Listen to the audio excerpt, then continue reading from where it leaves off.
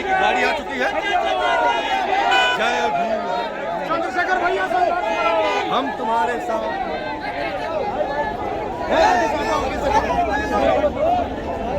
चलो चलो भाइयों चलो अंदर चलो यार, अंदर ही आ रहे हैं। चलो चलो सर, घटनाओं का भी बोलबाला हुआ। कौन सी घटनाओं का बोलबाला हुआ? कि वही घटनाएं जो हत्या के रूप में हमारे सामने आती, वही घटनाएं जो रेप के रूप में हमारे सामने आती, हम लड़ते हैं और जेल चले जाते हैं।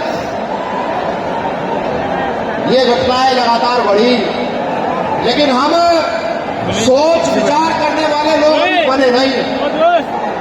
ये बुरा मत मानने का हकीकत है।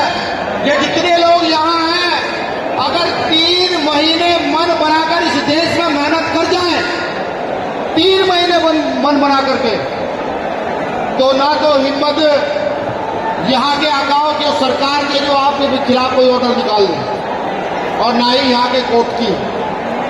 अपने आप खुद से पूछो, गर्व तो हुआ होगा आपको चंद्रशेखर भाई के सांसद बनने पर। क्या वो भी किसी ने सुना जब चंद्रशेखर भाई वहां जय भीम, जय मंडल, जय जोहार का नारा लगा रहे थे, तो और पीछे से आवाज आकर एक आदमी ये कहता है कि पूरा भाषण यही दोगे?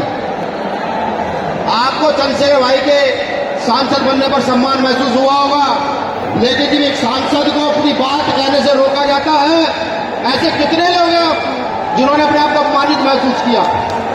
कितने लोग हैं? मैं प्रैक्टिकल आदमी हूं। पूरे देश में भीम आर्मी के संगठन को खड़ा किया, सड़क सड़क गली गली जाकर के, और इस कौम का जन्मा हुआ वाला को मैं अच्छी तरीके से समझता हूं कि वो पीछे का अपमान महसूस नहीं किया, वो सिर्फ सामने का संसद बनने का सम्मान महसूस किया गया। वो सांसद बनने का सिर्फ सम्मान महसूस किया, लेकिन वो पीछे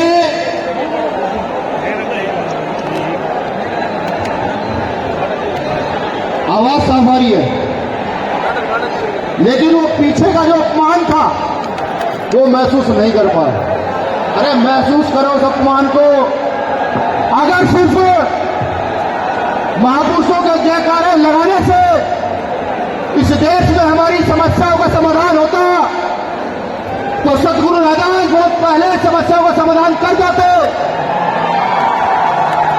तथागत बुद्ध बहुत पहले समस्याओं का समाधान कर जाते। थोड़ा बहुत समस्याओं का समाधान करने का प्रयास किसी ने किया तो डॉक्टर बाबा साहब अम्बेडकर ने किया। इतनी बड़ी ताकत होने के बावजूद, इस देश में बहुसंख्यक समाज होने के बावजूद, आज भी अगर सड़क पर कोई पिटता है तो सबसे ज्यादा बहुजन समाज के लोग पिटते हैं। मैं क्या बात करूं वर्गीकरण की, मैं क्या बात करूं आरक्षण बढ़ाने की, जबकि मैं जानता हूं डॉक्टर बाबा साहब अम्बेडकर अधिकार देकर गए, लोकतंत्र इस देश में स्थापित करके गए, जिसका प्रयोग कोई छोटे मोटे हिस्से में कर पाया तो साहब काशीराम साहब कर पाए। अगर उसका प्रयोग कर जाओ तो आप वर्गीकरण और आरक्षण की बात करते हो, आप भीख मांगने की बात करते हो। आप इस देश के राजा स्थापित हो जाओगे और हर शोषित, वंचित, पीड़ित वर्ग के व्यक्ति को रोटी, कपड़ा, मकान की व्यवस्था कर पाओगे, अगर आप इस बात को समझ जाओ। लड़ाई क्या है यह जानना जरूरी है, और अगर यही जानकारी नहीं होगी कि लड़ाई क्या है, तो खूब घूमते रहो। वो पतन जो कभी राजा वैद्यनाथ के बाद हम लोगों का हुआ, वो पतन जब कभी डॉक्टर अम्बेडकर के यहां से जाने के बाद हम लोगों का हुआ, वो पतन जो साहब काशीराम साहब के जाने के बाद भी हम लोगों का हुआ, उस पतन को भूलने का काम मत करो साथियों। और अगर चाहते हो कि चंद्रशेखर जिंदाबाद रहे, और चाहते हो कि भीम आर्मी जिंदाबाद रहे, और चाहते हो आजाद समाज पार्टी जिंदाबाद रहे, तो मुंह से 4 नारे कम लगा लो, लेकिन जाकर लोगों को समझा दो कि लोकतंत्र में बाबा साहब अम्बेडकर ने जो अधिकार दिया, उस अधिकार को पाकर के देश में सत्ता स्थापित कर देना, ये हमारी समस्या का समाधान है, दूसरा कोई समाधान नहीं। और अगर सिर्फ यही चीख के चिल्लाते रहना तो याद करो, जब किसी 16 साल की बेटी के साथ गलत होता है, क्या मन में ही रोता तुम लोग? क्या सरकार में बैठे लोगों के साथ लोगों की बेटियों के साथ ऐसा होता है? क्या सरकार में बैठे जो लोग हैं उनके हक अधिकार छीन जाते हैं? ये वही देश है जहां बिना आंदोलन किए EWS के तहत 10% रिजर्वेशन कॉन्स्टिट्यूशन को तार पर रख करके दे दिया जाता है और हम मौन रहते हैं, हम चुप रहते हैं। एक नेता बोलता है, एक नेता लड़ता है, लेकिन उसकी आवाज को भी दफन करने का पूरा काम किया जाता है। और अगर आप ये चाहते हैं कि नहीं ये आवाज मजबूत हो, और अगर आप ये चाहते हैं कि जो तस्वीरें आपके सामने महापुरुषों की लगी हुई हैं इनका सपना साकार हो, तो यहां से सिर्फ जयकारा लेकर मत जाइएगा। यहां से वो अपमान जो सदियों से इस देश में हमारा हो रहा है, वो अपमान जो वो लोग हर दिन हमारा करते हैं, वो अपमान जो हर बार परिश्रम करने के बाद, मेहनत करने के बाद, मजदूरी करने के बाद हमारा होता है, उसको महसूस करके जाइएगा। अगर उसको महसूस नहीं करोगे तो मेरे साथियों एक बात याद रखना, जो काम बाबा साहब अम्बेडकर अपनी अगली नस्ल के लिए करके गए, जो काम माननीय काशीराम साहब हम लोगों के लिए करके गए, हम उतना काम इस देश में नहीं कर पाएंगे। और ये समझ लो, जो मेरे युवा साथी समझ बैठे हैं कि नहीं सिर्फ MP MLA बनना उनका उद्देश्य है, उसी उद्देश्य पूर्ति के लिए वो आगे बढ़ेंगे, तो मैं याद कराऊं आपको महात्मा ज्योतिबा फुले साहब, जब तक जिंदा रहे सम्मान नहीं मिला, आज हम उनकी फोटो उठाए घूमते हैं, कोई उनकी तरफ उंगली उठा दे तो चीरने फाड़ने के लिए तैयार रहते हैं। मैं याद कराऊं डॉक्टर बाबा साहब अम्बेडकर को कि तब तक जिंदा रहे, घर तक खाली करा लिया, पानी के लिए लड़े, आपके लिए लड़े,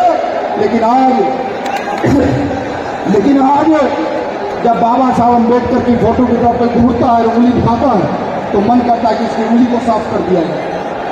तो इसका सीधा मतलब है वो लड़े, अपनी नस्लों के लिए लड़े कि मेरे आने वाली नस्लें इस देश में अपना राज स्थापित कर सके, इस देश में अपना सम्मान स्थापित कर सके। यही काम आपका भी है। अगर आपने अपनी नस्लों के लिए काम न किया तो कल आपकी नस्लें जवाब पूछेगी, सवाल पूछेगी कि जब तुम्हारे पुरखे तुम्हारे लिए लड़ रहे थे, जब ये आरक्षण बर्बाद हो रहा था, जब संविधान को तार तार कर किया जा रहा था, तो उस समय तुम क्या कर रहे थे? और समझिएगा, आने वाली नस्ल को यह बताओगे कि हम सिर्फ नारे लगा रहे थे, तो आने वाली नस्ल कोई सम्मान आपका करेगी नहीं।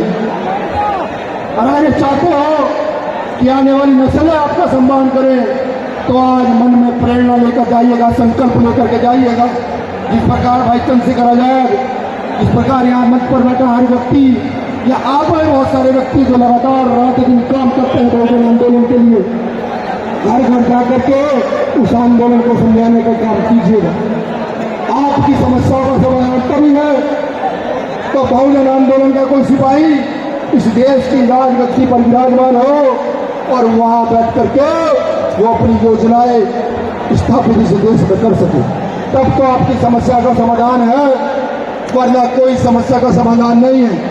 आंदोलन इस देश में पिछले 4000 साल से लगातार चला रहे हैं, लेकिन हमारी समस्या ऐसी है उनका समाधान नहीं होगा।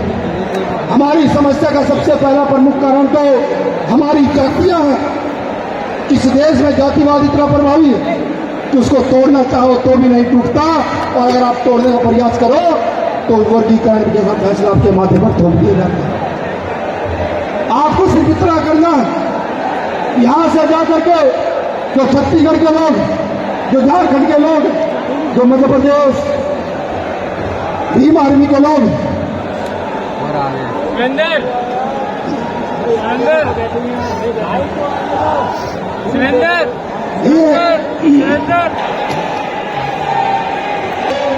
जो साथी आ रहे हैं वो बाहर ही रुक जाए, बाहर भी LED लगी हुई है, आवाज जा रही है, अंदर बहुत ज्यादा भीड़ है, अव्यवस्था हो रही है तो मेरा सबसे निवेदन है, भीम आर्मी आजाद समाज पार्टी के कार्यकर्ताओं से भी निवेदन है कि अपनी जिम्मेदारी निभाते हुए जो सत्याग्रह को रोकने का काम कहें, जहां खड़े हुए खड़े हो जाए।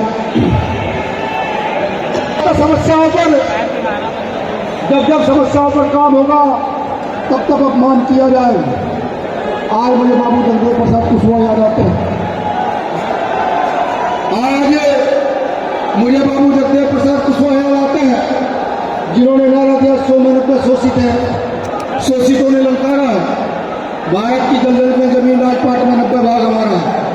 अरे उस 90 भाग को लेने की तैयारी करो, समस्याओं का समाधान हो जाएगा। और अगर उस 90 पट्टे भाग को लेने की तैयारी नहीं करोगे तो आने वाली नस्लों को समस्याओं के लिए लड़ना होगा। समझो, पुरखे हमारे बहुत कुछ लेकर गए, उस आंदोलन को आगे बढ़ा लो और इस देश में सत्ता व्यवस्था स्थापित कर दो। शुक्रिया, आप सब लोगों ने मुझे सुना। जय भीम, जय मंडल, जय जोहार, जय भारत, जय भीम।